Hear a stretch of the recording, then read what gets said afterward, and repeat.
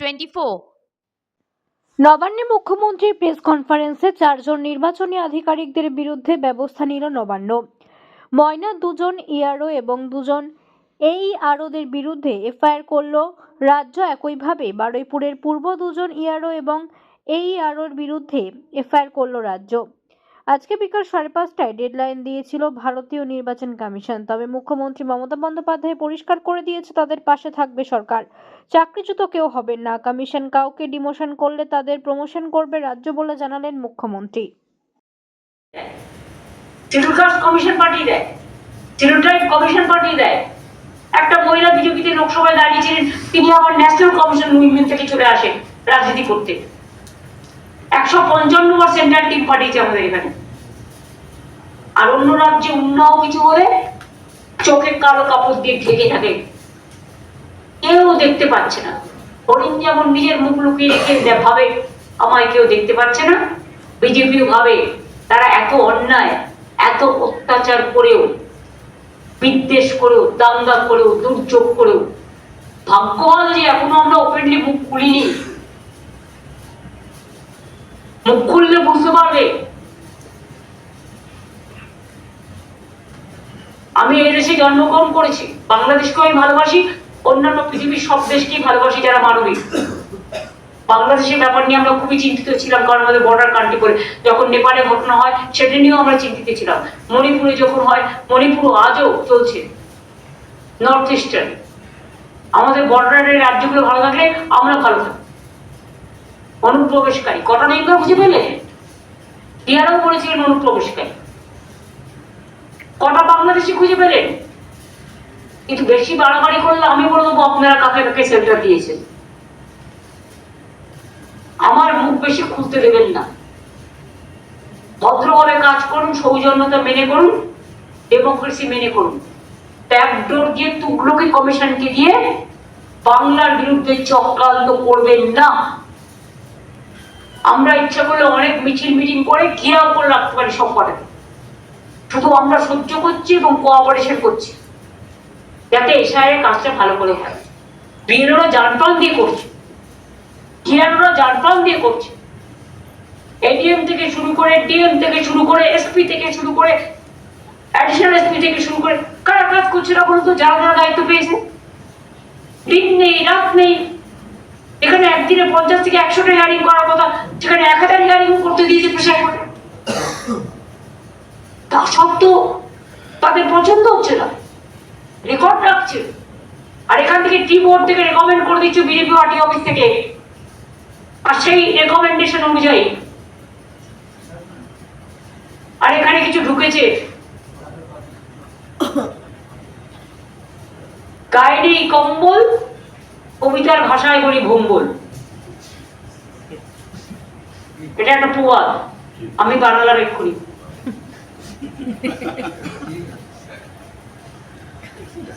কাটাকুটি খেলছেন জনগণের ভোট নিয়ে, জনগণের জীবন নিয়ে। যারা মারা গেছে তাদের দায়িত্ব কে নেবে?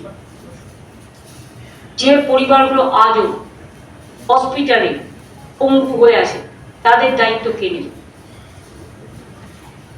আপনারা তো কোকিলের মতো 2 মাস আসবেন, চলে যাবে, তারপরে তো ওই কাকে কা কা করে ডাকবে।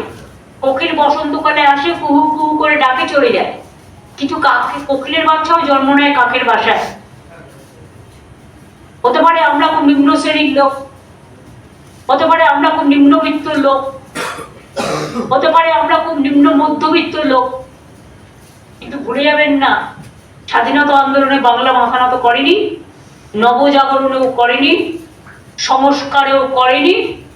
কাজে বাংলার ইতিহাস কেড়ে নেওয়ার জন্য, বাংলার সীমানা কেড়ে নেওয়ার জন্য পাঠিয়েছিলেন তো নর্থ বেঙ্গলকে ভাগ করার জন্য। ডেকেও তো পাঠিয়েছেন কয়েকজনকে, একজন রিটায়ার্ড অফিসকে দিয়ে দার্জিলিং তো রায়ডুয়ার সব ভাগ করার জন্য। মানুষ মেনে নেবে এমনি এমনি? ভাবেন কি আমরা খোঁজ রাখি না? কাকে ফোন করছেন, কখন, কাকে কথা বলছেন? হ্যাঁ, আপনারা প্রেগাসাস করেন, আমরা প্রেগাসাস করি না, আমরা লোকমুখে শুনতে পাই। এটা আপনাদের সাথে আমাদের তফাৎ। ইলেকশনের আগে ভোট বাবুরা আসেন, আবার চলে যায়। এখন থেকে দেখুন না কত বাইক কিনে নিয়ে এসছে, বেটি বাঁচাও টাকা গেল কোথায়? প্রচারে চলে গেছে সব। বেটি বাঁচাও বেটি পড়াও ইলেকশনের সময় বিহারে দিল 10,000, তারপরেই বুলডোজার।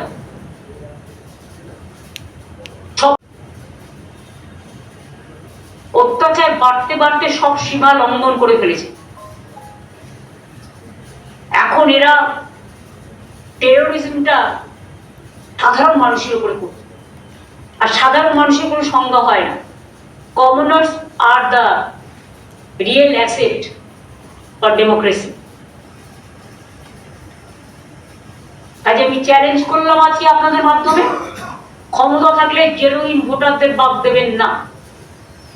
যে ধর্ম বিলংস করুক না কেন, যে কমিউনিটি বিলংস করুক না কেন, যে কর্মী বিলংস করুক না কেন, যে রাজনীতি দলকেই সমর্থন করুক না কেন, একটা বিজেপি পার্টির কথা শুনে বাংলাকে যদি ধ্বংস করতে চান, তাহলে জেনে রাখবেন কংসও কিন্তু একদিন বধ হয়েছিল।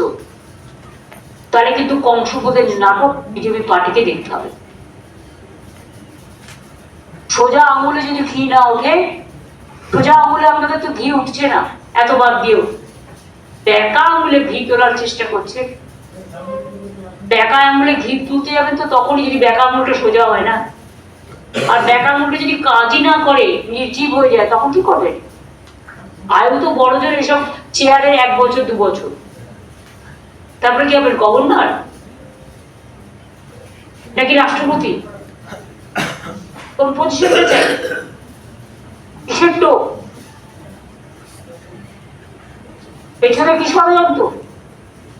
পেছনে তুগলকি কমিশনের কিসের ব্লুপ্রিন্ট? সকল তুগলকি কমিশন, বিজেপি কমিশন, যারা মানুষের ভোট বাদ দিচ্ছেন বারবার করে। বিহারে যা চলবে না বাংলায় কেন চলবে না?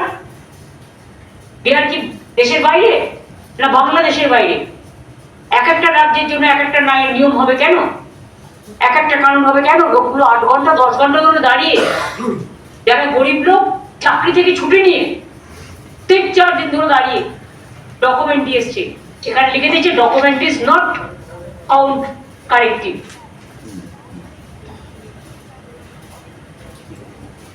মাইক্রো অবজারভার, সুপ্রিম কোর্ট বলেছিল মাইক্রো অবজারভার শুধু অ্যাসিস্ট করবে। তারা এখনো বসে বসে চা খাচ্ছে, দেখুন কি সেখানেও বেছে বেছে বিজেপি মাইন্ডেড লোক ডাইরেক্ট ট্রান্সফার করে দেবে বলে দেখে দেখে LIC, রেলওয়ে, পোস্ট অফিস বিভিন্ন জায়গা থেকে নেওয়া হয়েছে। তাদের আমি বলবো, শুনুন, গভর্নমেন্ট হয়তো আপনার কাজ চলে যাবে, সেন্ট্রাল গভর্নমেন্ট, কিন্তু আপনাদের নাম এবং নামের রেকর্ড, কে কোথায় কাজ করেন, এটা কিন্তু রেজিস্টার থাকবে। মনে রাখবেন, আপনারা ভালো করে কাজ করুন, আপনাদের মিষ্টি খাও, আমাকে বাদ দিল, কিন্তু জনগণকে নিয়ে খেলবেন না।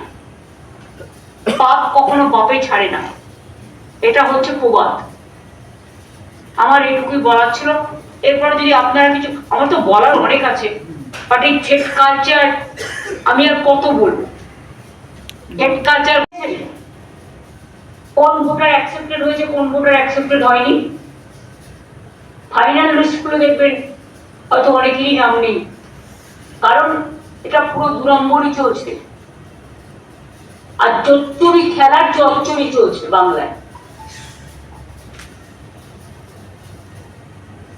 বিহারে দেখুন, permanent residence certificate issued by competent state authorities are allowed. তাহলে বেঙ্গলে কেন নয়?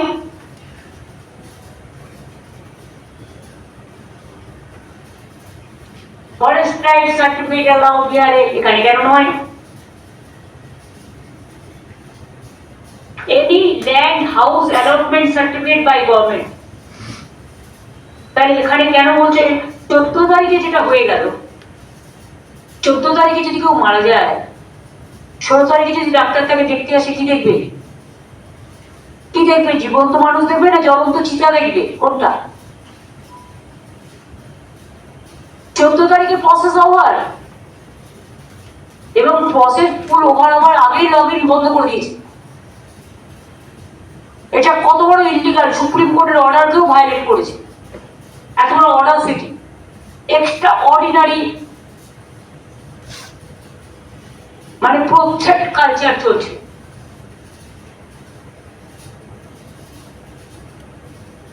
সাসপেন্ড করলেন, কারণটা কি?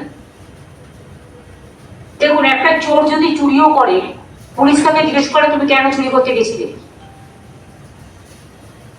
একটা মার্ডারার যদি মার্ডারও করে, সে যদি কোর্টে দাঁড়িয়ে বলে স্যার আমার লয়ার নেই, আমি আমার কেসটা নিয়ে বলতে চাই, আমি আমাকে ডিফেন্ড করতে চাই, সেখানে মাননীয় বিচারপতি তাকে অ্যালাউ করে। তো আপনারা যে ইয়ারদের সাসপেন্ড করলেন, তাদের কাছে একবারও জানতে চেয়েছেন যে তাদের অপরাধটা কি, তাদের দোষটা কি? এই তুগলকি কমিশন কতগুলো হোয়াটসঅ্যাপ দিয়েছে। সকালে একটা হোয়াটসঅ্যাপ, ব্রেকফাস্টে একটা হোয়াটসঅ্যাপ, তারপরে একটু 10টা-12টা হলো আরেকটা হোয়াটসঅ্যাপ, লাঞ্চে আরেকটা হোয়াটসঅ্যাপ, চা কফি খাওয়ার সময় বিকেলে আরেকটা হোয়াটসঅ্যাপ, রিপ্লেসমেন্টের সময় আরেকটা হোয়াটসঅ্যাপ, ডিনার খাওয়ার সময় আরেকটা হোয়াটসঅ্যাপ, ঘুমোতে যখন গেল আরেকটা হোয়াটসঅ্যাপ, এবং যাতে এক এক রকম total confusion and contradiction, and টোটালটাই ইলিগাল, টোটালটাই বেআইনি। আমি অনেক ইলেকশন কমিশন দেখেছি in my life, but I have never seen this type of Tughlaqi commission who are running the commission through a particular political party. They are going to destroy the democratic fabric of India. They are now going to bulldoze the federalism. They are interfering in every state matter. They are threatening culture. Limitless. And if you ask me to say in one word, it is atrocious, terrible.